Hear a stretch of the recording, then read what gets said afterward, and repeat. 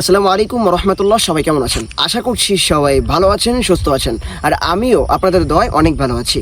তো আজকে হচ্ছে একটা ভিডিও নিয়ে কথা বলবো, সেটা হচ্ছে আপনারা ইতিমধ্যে দেখে ফেলেছেন, আবার অনেকে দেখাননি। তো যাই হোক, এই ভিডিও নিয়ে কিছু কথা বলবো। আগে চলুন ভিডিওটাকে দেখে আসি, আর ভিডিও দেখার পর তারপর অল্প কিছু কথা বলে আজকের ভিডিও এখানে শেষ করে দিব। আগে চলুন আমরা ভিডিওটা দেখে আসি।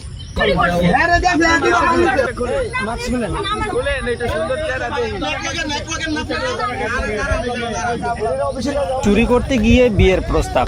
হ্যাঁ, ঠিকই শুনেছেন। যে নারী ভেবেছিলেন আজ হয়তো পুলিশের গাড়িতে উঠতে হবে, কয়েক মিনিট পর তিনি পেলেন জীবনের সবচেয়ে অপ্রত্যাশিত প্রস্তাব। গাউসিয়া মার্কেটে এমন কি ঘটেছিল যে হাজারো মানুষ এখন অবাক? শেষ পর্যন্ত শুনুন। রাজধানীর গাউসিয়া কাপড়ের মার্কেটে প্রতিদিন হাজারো মানুষের ভিড়, কিন্তু সেদিনের ঘটনাটা ছিল একেবারেই সিনেমার গল্পের মতো। এক নারী একটি দোকানে চুরি করতে গিয়ে হাতে নাতে ধরা পড়েন। চারপাশে মুহূর্তেই মানুষ জড়ো হয়।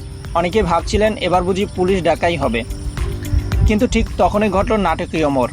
দোকানের মালিক সবাইকে শান্ত করে ওই নারীকে আলাদা করে কথা বলতে বললেন। তিনি জানতে চান কেন এমন কাজ করতে এলেন। নারীর উত্তর শুনে পরিবেশই বদলে যায়।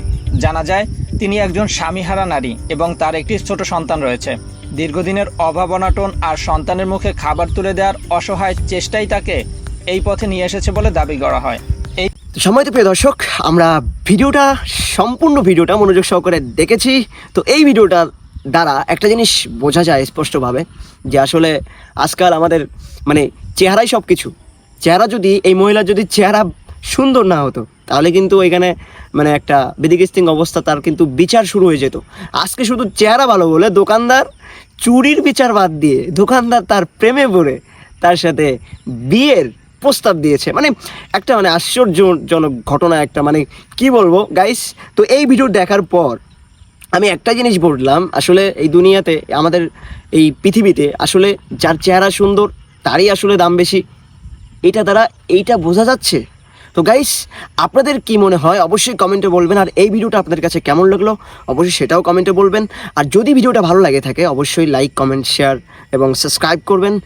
তো আজকের ভিডিও এই পর্যন্ত। ভালো থাকবেন সবাই, সুস্থ থাকবেন। এখনই আপনাদের মাঝ থেকে বিদায় নিচ্ছি।